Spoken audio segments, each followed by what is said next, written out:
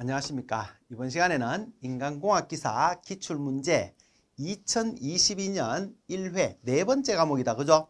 근골격 질환 예방을 위한 작업관리에 대해서 학습을 하도록 하겠습니다.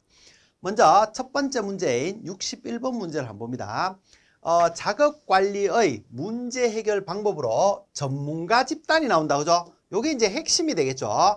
전문가 집단의 의견과 그리고 판단을 추출하고 종합하여 집단적으로 판단하는 방법, 이렇게 이야기를 하고 있습니다. 설치의 원칙, 브레인스토밍, 마인드 매핑, 그리고 델파이 기법, 이렇게 되는데 답은 델파이 기법, 이렇게 체크를 해주시면 될 것 같다. 그죠? 델파이 기법이라는 거는 뭐냐면 전문가들을 한 장소에 모으지 않습니다. 모으지 않고 우리가 뭐 설문조사한다, 이렇게 보시면 되겠네. 그죠? 어떤 문제에 대해서 작성을 해서 전문가들에게 우편을 보냅니다. 우편을 보내면 전문가들이 그 부분에 대해서 작성을 해서 다시 보내주겠죠. 보내주면 그걸 갖다 종합을 해서 다시 전문가들에게 또 보냅니다. 우편을 보내는 거예요. 그러면 그 부분에 대해서 읽어보고 다시 작성을 해서 보내게 되겠지. 그죠? 이걸 몇 번의 과정을 거치면서 우리가 의사결정을 하게 되는, 이걸 가지고 델파이 기법이라고 그렇게 이야기를 한다. 그래서 전문가 집단의 의견 또 판단 뭐 이런 것들을 종합해서 하는 방식이다. 이렇게 생각해 주시면 될 것 같습니다. 그리고 62번을 봅니다. 62번을 보게 되면 시설 배치 방법 중 공정별 배치가 있다. 그죠? 공정별 배치가 있습니다.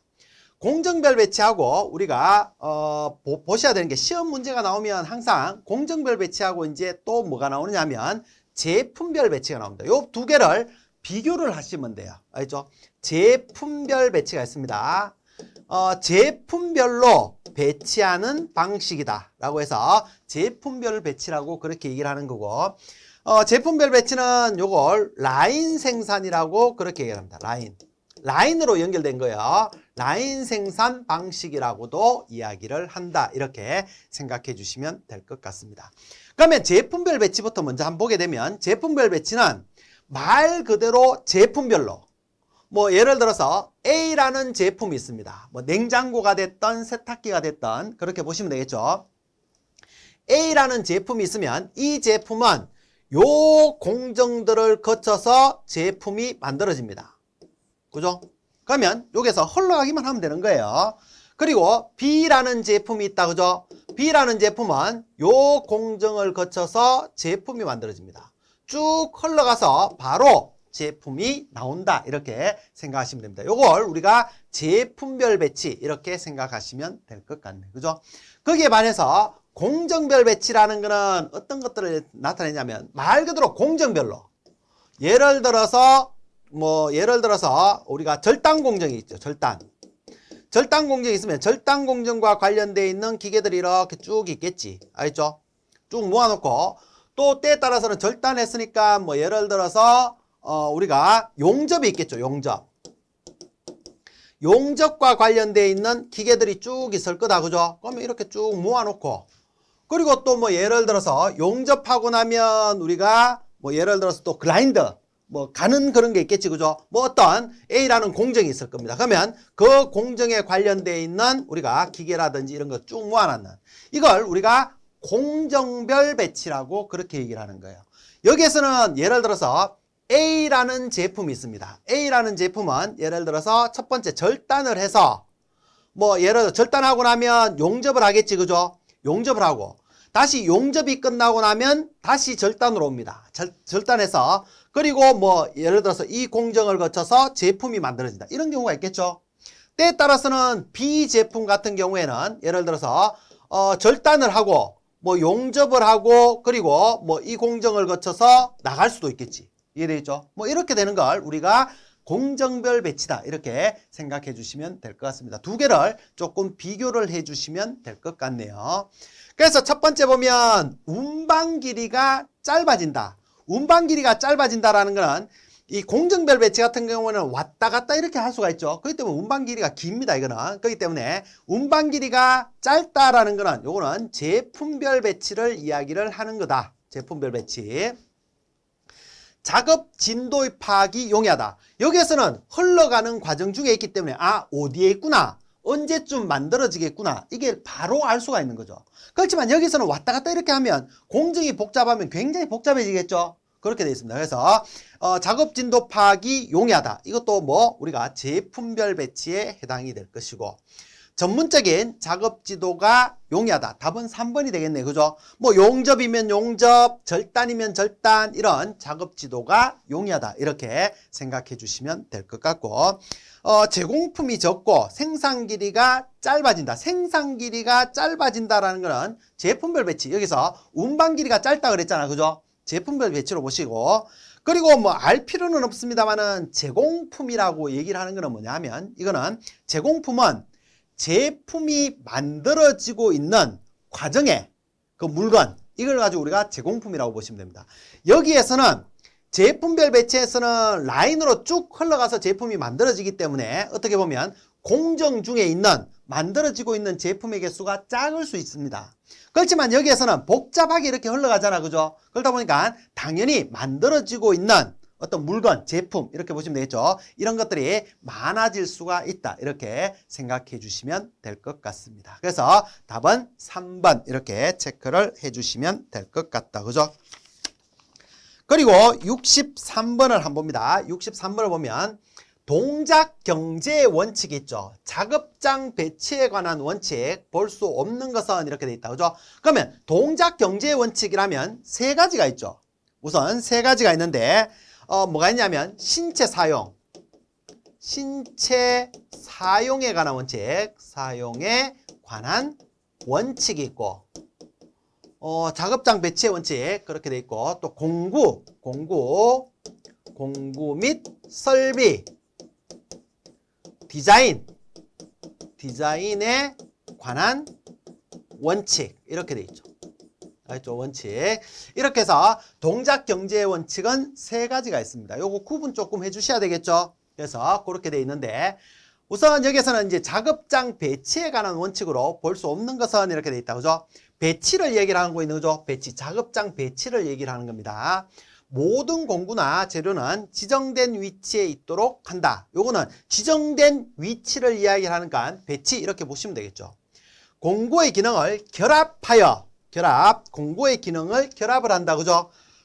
사용하도록 한다. 결합해서 사용하는 요거는 배치하고 관련되어 있는 게 아니고 공구 및 설비 디자인에 관해서 얘기를 하고 있는 거죠. 알죠? 디자인에 관해서. 그래서 결합해서 사용한다. 요거는 디자인에 관한 거니까 답은 2번이 될 것이고, 가능하다면 낙하식 운반 방법을 이용을 해라. 요것도 우리가 작업장 배치하고 관련되어 있는 거다. 그죠? 작업이 용이하도록 적절한 조명을 비추어 준다. 나머지는 이제 작업장 배치에 관한 거고, 공구의 기능을 결합해서 사용하는 것은 공구 및 설비 디자인에 관한 원칙, 이렇게 생각해 주시면 될 것 같습니다. 64번을 한번 봅니다. 다음 중 허리 부위나 중량물 취급 작업이다. 그죠? 중량물 취급 작업에 대한 유해 요인, 주요 평가 항목은 중량물, 예를 들어서 우리가 박스를 들어서 옮긴다든지 이런 것들을 얘기를 하는 거죠. 중량물 취급이니까. 이거는 우리가 4번 NLE라고 그렇게 이야기를 한다. 그죠? 니오시 리프팅 이렇게 되어 있는 거죠. 그래서 중량물 들기를 이야기를 한다. 답은 4번입니다. 그렇게 되어 있는 거고, 나머지도 여러분들이 조금 기억을 하셔야 되는데, 룰라 같은 경우에는 우리가 상지하고 관련돼 있죠. 요거는 상지다 이렇게 보시면 되고, 레바는 하지, 요것도 조금 체크를 해주시면 될 것 같다. 그죠? 여기서는 이제 중량물 취급이니까 NLE 이렇게 생각해 주시면 될 것 같습니다. 65번 문제를 한번 보도록 합니다. 65번 문제 보면 니오시 리프팅, 요게 이제 우리가 들기 작업 이렇게 보시면 되겠죠. 중량물과 관련되어 있는 거다 이렇게 생각해 주시면 될 것 같다. 그죠? 평가에서 권장 무게 한계, 권장 무게 한계를 우리가 RWL이라고 그렇게 이야기를 하는 거죠. 요게 20kg다 이런 얘기를 하고 있는 겁니다. 그러면 현재 권장 무게 한계는 20kg인데 현재 작업물의 무게는 23kg입니다. 권장은 20kg인데 23kg를 하고 있으니까 아, 이 사람은 힘든 작업을 하고 있다. 이렇게 생각해 주시면 될 것 같습니다. 그죠? 더 무거운 물건을 들고 있기 때문에 들기 지수 이걸 가지고 우리가 LI라고 그렇게 이야기를 하는 거죠. LI. 요 우리가 들기 지수 요거는 어떻게 구하느냐 하면 무게, 지금 들고 있는 무게를 뭘로? RWL로 나눠서 우리가 구할 수가 있다. 그러면 지금 들고 있는 거는 몇 킬로? 23kg잖아. 그죠? 23kg고 RWL은 얼마나 그랬죠? 20kg 이렇게 돼 있는 거죠. 알죠? 20kg. 그러면 요게 요렇게 해서 계산을 하게 되면 기본적으로 이제 1보다 더 큰 값이죠. 그러면 0. 이거는 말이 안 되는 거고 그러면 1.15가 나오는 모양이네. 1.15 뭐 계산기로 계산은 여러분들이 해보시면 됩니다. 그리고 뭐냐면 요게 보면 권장 무게 한 개보다 더 무거운 걸 들고 있기 때문에 당연히 1보다 크게 되면 어떻게 된다? 요통의 발생 위험이 높다. 이렇게 이야기를 할 수가 있겠네. 그죠? 그래서 답은 3번 이렇게 체크를 해주시면 될 것 같습니다. 그리고 66번을 안 봅니다. 다중활동 분석이라는 게 있다. 그죠? 다중활동 분석이라는 거는 말 그대로 다중. 이 사람이 이제 작업을 할 때 기계를 한 대를 담당하는 경우도 있겠지만 여러 대의 기계를 담당하는 경우도 있겠죠.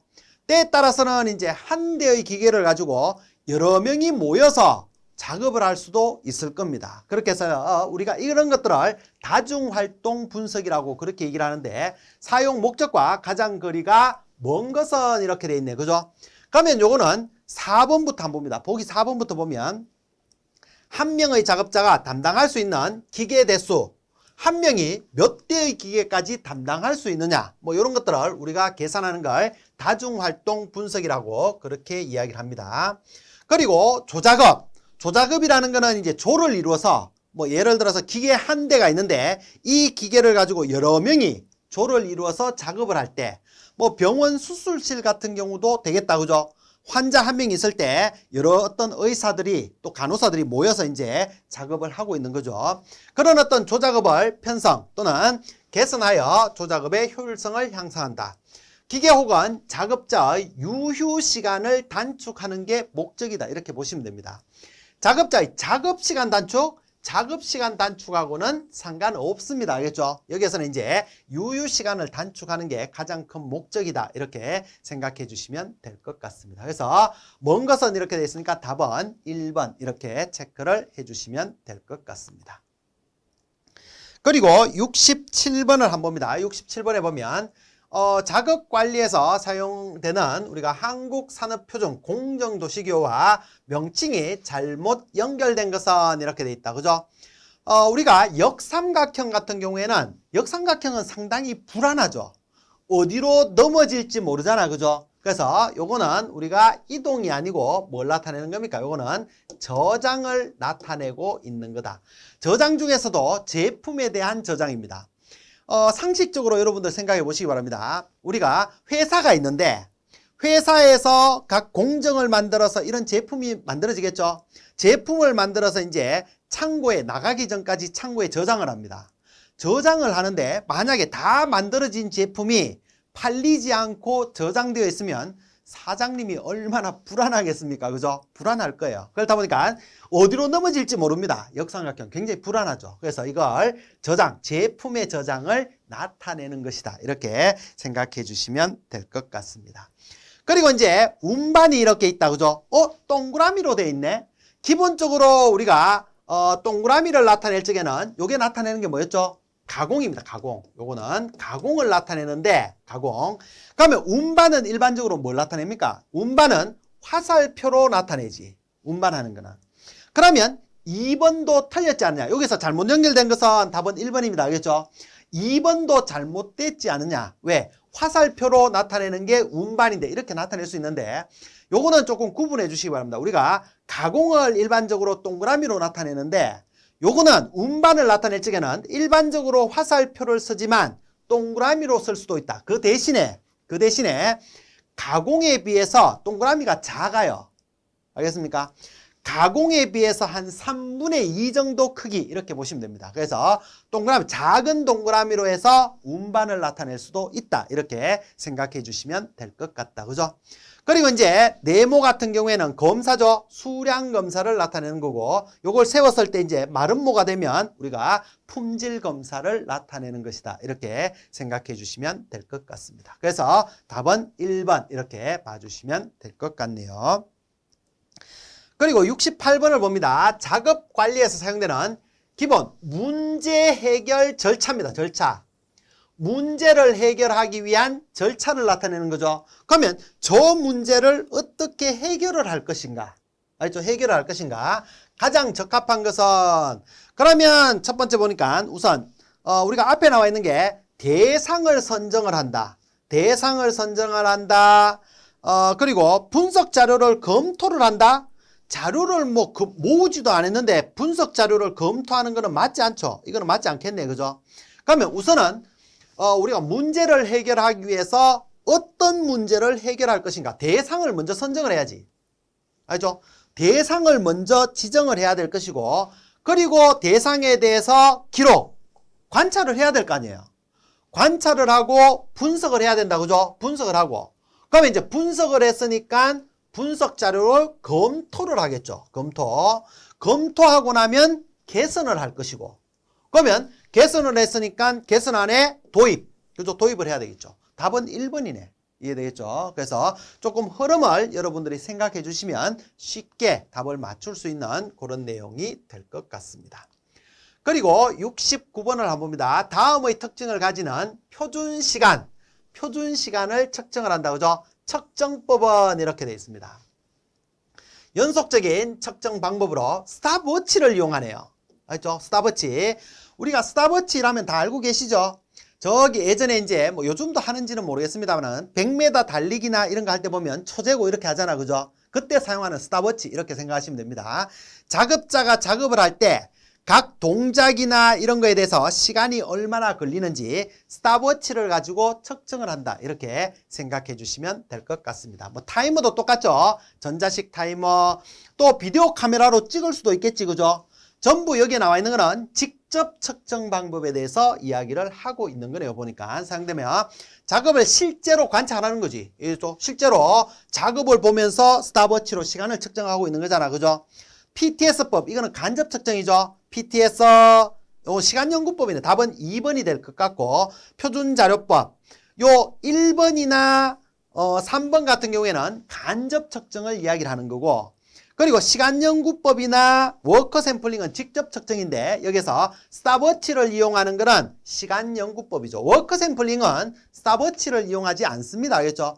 워커 샘플링은 말 그대로 워커, 일을 샘플링한다. 그죠? 그리고 가동률이나 이런 것들 한 번씩 이제 가서 보면서 가동되고 있구나, 가동되고 있지 않구나, 이렇게 해서 판단하는, 이걸 가지고 우리가 워커 샘플링법이라고 얘기를 하는 거니까, 여기서는 스탑워치, 그죠? 직접 측정을 나타내는 거기 때문에 답은 2번 이렇게 체크를 해주시면 될 것 같습니다. 그리고 70번 문제를 한번 봅니다. 문제 분석을 위한 기법 중 원과 직선, 알죠? 원과 직선을 나타냅니다. 직선을 이용하여 아이디어 문제, 개념 등을 개괄적으로 빠르게 설정할 수 있도록 도와주는 연역적 추론 기법은 이렇게 돼 있다. 그죠? 추론 기법은. 요거는 뭐에 해당합니까? 원하고 직선하고 이렇게 나타내잖아요. 그죠? 요걸 우리가 마인드 매핑 이렇게 생각해 주시면 될 것 같네요. 공정도는 말 그대로 이제 공정도를 나타내는 거고, 파레토 차트는 어떻게 생겼냐면 이렇게 생긴 거죠. 파레토 차트, 이것도 잘 알고 계셔야 된다. 그죠? 파레토라는 사람이 만든 그림, 요걸 파레토 그림이라고 그렇게 얘기를 합니다. 여기에 보시면 우선 항목들이 이렇게 나와 있을 때 항목에서 빈도수가 많은 큰 항목부터, 파레토 그림이라면 큰 항목부터 시작해서 쭉 나타내는 거다. 요게 파레토 그림. 얘들죠. 파레토 차트라고 얘기를 합니다. 그래서 많은 비중을 차지하고 있는, 많은 것들이 있지만 거의 대부분의 비중을 차지하고 있는, 요걸 80대 20의 법칙이라고 그렇게 얘기를 한다. 그죠? 결국은 전체 80%를 차지하는 거는 20%의 항목밖에는 되지 않는다. 조그만한 항목들이, 작은 항목들이 전체 엄청나게 큰 비중을 차지하고 있다. 그래서 중점 관리 항목을 선정을 하는, 그때 사용하는 게 파레토 차트다. 이렇게 봐주시면 될 것 같고, 특성 요인이라는 거는 특성은 결과다. 그죠? 요인은 원인. 그래서 원인, 요거는 원인, 결과도, 결과라고 그렇게 얘기합니다. 요런 단어들이 나오면 거기에 맞도록 체크를 해주셔야 돼요. 여기에서는 이제 원과 직선이라고 나왔으니까 마인드 매핑 이렇게 생각하시면 될 것 같고, 만약에 뭐 큰 항목 순으로 나타낸다. 파레토 그림. 알죠? 파레토 차트라고 그렇게 얘기합니다. 그리고 원인과 결과를 나타내는 거다. 특성 요인도 이렇게 작성을 해주시면 될 것 같습니다. 그리고 71번 문제를 한번 보도록 하겠습니다. 71번 문제는 작업 연구에 대해서 이야기를 하고 있다. 그죠? 작업 연구의 내용과 가장 관계가 먼 것은 이렇게 돼 있는데, 우리가 작업 관리 부분에서는 조금 여러분들이 우선 크게 조금 생각해 주셔야 됩니다. 알죠? 우리가 작업 연구는 크게 두 파트로 나눌 수가 있다. 이렇게 얘기를 했죠. 뭐가 있냐면 작업 연구는 방법 연구가 있고, 방법 연구, 그리고 작업 측정 이렇게 나눌 수가 있죠. 알죠? 이 작업 연구라는 거는 어떠한 방법으로 했을 때 가장 경제적이냐, 가장 경제적인 작업 방법을 연구를 하는 거죠. 알죠? 그리고 나면 이제 가장 경제적인 방법을 찾고 나면 그 방법으로 했을 때 시간이 얼마나 걸리느냐, 그걸 우리가 작업 측정이라고 이제 측정을 하게 되는 겁니다. 그러면 이제 방법 연구를 각각의 이제 우리가 요걸 동작 연구라고 그렇게 얘기를 하는 거고, 작업 측정을 하는 거는 뭐 스탑워치나 이런 걸 가지고 측정을 하겠지. 그죠? 그래서 요걸 가지고 우리가 시간 연구라고 그렇게 이야기를 한다. 우선 우리가 작업 연구는 크게 이렇게 두 파트로 나눌 수가 있다. 이렇게 생각해 주시면 될 것 같다. 그죠? 첫 번째 보면 표준 시간을 산정, 결정할 수가 있겠죠. 요거는 작업 측정에서 하는 거죠. 시간 연구를 통해서 표준 시간을 산정, 결정을 한다. 이렇게 봐주시면 되겠고, 최선의 작업 방법을 개발하고, 이건 어디 방법 연구네. 그죠? 방법. 어떻게 하면 가장 경제적인가. 그렇게 해서 최적의 작업 방법에 의한 작업자 훈련 이런 것에 우리가 사용을 할 수가 있겠다. 그죠? 그리고 뭐냐면 여기서 우리가 작업자 훈련에도 사용할 수가 있고, 또 작업 방법 개발 이런 것에 사용할 수가 있는 거죠. 작업에 필요한 경제적 로트의 크기를, 경제적 로트 크기하고는 상관없죠. 알죠? 여기에서는 우리가 작업 관리에서는, 작업 방법에서는, 작업 연구에서는 뭐 하냐면 경제적인 작업 방법 연구, 어떻게 할 것인가, 그리고 그걸로 했을 때 어느 정도 시간이 걸리는가, 표준시간 산정 이렇게 보시면 됩니다. 그걸 가지고 이제 뭐 작업자 훈련을 하고 뭐 그렇게 할 수도 있겠지. 그죠? 경제적인 로트하고는 아무런 상관이 없다. 이렇게 생각해 주시면 될 것 같습니다. 답은 4번 이렇게 체크를 해 주시면 될 것 같고, 72번 문제를 한번 보도록 하겠습니다. 72번은 워커 샘플링에 관한 문제다. 그죠? 워커 샘플링은 말 그대로 해서 워커라는 거는 일을 나타내는 거죠. 그리고 샘플링이라는 거는 일을 샘플링한다. 요거는 주로 보면 이제 우리가 뭐 기계의 가동률이나 이런 것들을 조사할 때 한 번씩 가보니까 그 기계가 가동이 되고 있더라, 뭐 되고 있지 않더라, 뭐 그렇게 해서 조사하는 그걸 우리가 워커 샘플링이라고 그렇게 생각해 주시면 될 것 같습니다. 조사에서 주요 작업의 추정 비율, 그렇게 해서 조사했더니 추정 비율이 얼마가 나왔느냐 하면 0.06이다. 그죠? 그러면 P가 얼마? 0.06 이렇게 생각해 주시면 될 것 같습니다. 그리고 신뢰도가 99%다. 그죠? 99%. 신뢰도가 99%라는 거는 뭘 나타내느냐 하면, 여기서 우리가 정규 분포가 이렇게 있다라고 봤을 때 이 안에 있을 확률, 신뢰도가 99%입니다. 99%. 그러면 여기에서 벗어날 확률, 밖에 있을 확률은 얼마가 되는 거죠? 안쪽에 있을 확률이 99%니까 밖으로 벗어날 확률은 1%. 그러면 여기서 밖으로 벗어난다라는 거는 뭐냐면 이쪽이 있죠. 클 수도 있고 작을 수도 있겠죠. 이 두 부분이 있잖아. 그죠? 그러다 보니까 둘이 합했을 때 1%니까 요건 얼마? 0.5%가 되겠죠. 알죠? 그리고 요것도 얼마? 0.5% 이렇게 생각해 주시면 될 것 같습니다. 그러면 여기에서 요거 정규 분포 값을 나타내는 겁니다. 요게 의미하는 바가 뭐냐면 0.5%죠. 100일 때 0.5%니까 1로 하면 0.05가 되는 겁니다. 그러면 요 부분의 값, 알죠? 요 부분의 표준 정규 분포에서 요 부분의 값, 요걸 어떻게 나타내냐면 아래쪽 면적이기 때문에 정규 분포를 나타내는 거고, 아래쪽 면적은 0.5%니까 0.005가 되겠죠. 요게 얼마냐 하면, 요 값이 얼마냐 하면 2.58이다. 이렇게 나타낼 수가 있다라는 얘기입니다. 그런 의미를 가지고 있는 거고, 뭐 허용오차는 요거는 뭐 사실상 안 줄 수도 있습니다. 문제에 따라서 안 줘도 상관이 없는 게, 만약에 이게 주지 않았다라고 얘기를 하면 신뢰도가 99%잖아. 그죠? 그러면 100에서 이거 빼버리면 됩니다. 100에서 99를 빼게 되면 1%가 될 것이고, 100일 때 1%니까 1일 때는 0.01이 되겠죠. 뭐 그렇게 해서 계산을 해줘도 상관없습니다. 여기서는 뭐 주어져 있네. 그죠? 뭐 이렇게 되어 있습니다. 그러면 여기서 보시게 되면 관측 횟수 n이라는 거는 어떻게 구할 수가 있냐면, 정규 분포값 있죠? 정규 분포값의 제곱, 요거의 제곱 곱하기 p에다가 1-p 나누기 2의 제곱, 2의 제곱은 요거는 허용오차를 이야기를 하는 겁니다. 알죠? 그러면 여기에 그대로 넣어보게 되면 정규 분포값이 2.58이라고 그랬으니까 2.58의 제곱이 될 것이고, p가 얼마라 그랬습니까? 0.06이라고 그랬잖아. 그죠? 그러면 0.06에 괄호에서 1-0.06이 되겠죠. 그리고 나누기 우리가 허용 오차의 제곱이라고 그랬잖아. 그죠? 뭐 여기서는 0.01이라고 되어 있으니까 요거의 제곱 이렇게 계산을 해 주시면 됩니다. 그러면 여기에서 요 값이 얼마가 나오느냐면 3700 우리가 54.2 이렇게 나올 겁니다. 알죠? 여기에서 여러분들이 조심하셔야 되는 게 뭐냐면, 여기에서 뭐 우리가 필기시험이기 때문에 상관은 없어요. 여기에 가까운 값을 찾아주면 되겠죠. 근데 이제 실기에도 나옵니다. 이런 문제가 실기에도 나오게 되는데, 여기에서는 반드시 뭘 해야 된다? 올림을 해야 됩니다. 알죠? 올림을, 반올림이 아니에요. 올림을 해야 됩니다. 그렇기 때문에 여기에서는 3755 이렇게 적어 주셔야 된다라는 이야기가 되겠죠. 그러면 답은 3번 이렇게 체크를 해 주시면 될 것 같습니다. 그리고 73번 문제를 한번 보도록 하겠습니다. 73번 문제는 근골격계 질환의 유형에 대한 설명으로 옳지 않은 걸 묻고 있다. 그죠? 옳지 않은 것은 이렇게 되어 있습니다.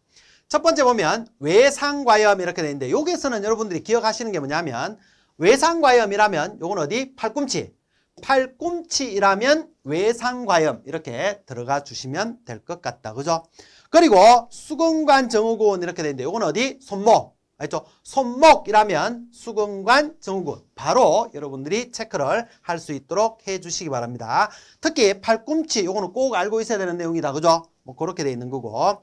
그리고 회내, 우리가 회내근 증후군 이렇게 되는데, 요거는 뭐 망치질이나 노적기 뭐 이런 데서 우리가 발생하는 것이다. 뭐 그렇게 알고 계시면 될 것 같고, 그리고 결정종이 있다. 그죠? 결절종. 요거는 뭐냐? 결절종이라는 거는 아마 여러분들 중에서도 요걸 아마 경험하신 분들도 계실 거예요. 저도 이제 예전에 한번 그런 적이 있었는데, 뭐 워드나 이런 것들을 많이 작성을 하다 보니까 손목에 무리가 갔을 수도 있겠지. 그죠? 그러다 보니까 여기에 손목에 이렇게 굽히게 되면 볼록하게 튀어나오는 무릎같이 생긴 겁니다. 무릎같이.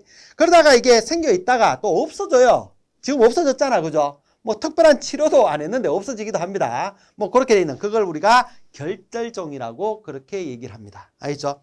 그래서 여기서는 뭐 반복, 구부림, 진동 등에 의하여 건의 섬유질이 손상되거나 찢어지는 등의 건의 염증, 이거하고는 상관이 없다. 이렇게 생각해 주시면 될 것 같습니다. 그래서 답은 4번 이렇게 체크를 해 주시면 될 것 같네요. 그죠?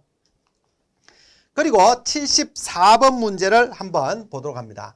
3시간 동안 작업 수행 과정을 촬영하여 워커 샘플링 방법으로 200회를 샘플링 했더니 30번의 손목 꺾임이 확인되었다. 이 작업의 시간당 손목 꺾임 시간은 이렇게 되어 있죠. 시간당으로 묻고 있습니다. 시간당 손목 꺾임 시간을 묻고 있는 거고, 3시간 요거는 트릭이에요. 사실상 비율로 보시면 됩니다. 그러면 200번을 관측했더니 몇 번 나왔다 그랬죠? 30번 나왔죠. 알죠? 그럼 요게 비율이잖아. 그죠? 비율. 여기에다 시간당 묻고 있기 때문에 분이니까 1시간은 몇 분? 60분. 이렇게 바로 여러분들이 계산을 해 주시면 될 것 같습니다. 그러면 요게 얼마가 나오냐면 9분 이렇게 계산을 할 수가 있을 거 아니에요. 그죠? 그러면 답은 2번 이렇게 찾아주시면 될 것 같습니다. 그리고 75번을 한번 봅니다. 75번은 동작 분석을 할 때 스패너에 손을 뻗치는 스패너를 잡기 위한 거다. 그죠? 스패너를 잡기 위해서 손을 뻗치는 이렇게 스패너 잡기 위해서 손을 뻗어가는 거죠. 이거는 뭔가를 잡아야 되니까 빈손이 가겠지. 빈손. 그래서 여기서는 동작 적합한 서블링 문자는 이렇게 되는데 요거는 이제 손으로 가서 잡아야 되는 거니까 빈손 이동 트랜스포트 엠퍼티 이렇게 되는 거죠. 그래서 답은 3번 이렇게 체크를 해주시면 될 것 같습니다. 나머지도 알고 있어야 된다. 그죠? H는 요거는 뭡니까? 홀더, 잡고 있기. 알죠? 잡고 있기를 나타내는 거고 P라는 거는 요거는 뭘 나타내는 겁니까? 바로 놓기. 알죠? 바로 놓기. 그리고 설치, 요거는 SH, 찾기를 나타내는 거죠. 나머지도 조금 봐주시면 좋을 것 같습니다. 76번을 한번 보도록 하겠습니다. 76번은 작업 수행도 평가 시 우리가 레이팅 개수에 대해서 이야기를 하고 있다. 그죠? 레이팅 개수라는 거는 뭐냐면 우리가 이 작업자가 하는 작업을 관측을 했을 때 이 작업자가 속도를 빨리 할 수도 있을 것이고 숙달돼 가지고 아니면 뭐 숙달이 되지 않다 보니까 속도가 느릴 수도 있겠죠. 이걸 보증을 해주는 그 값을 우리가 레이팅 개수다 이렇게 생각해 주시면 될 것 같다. 그죠?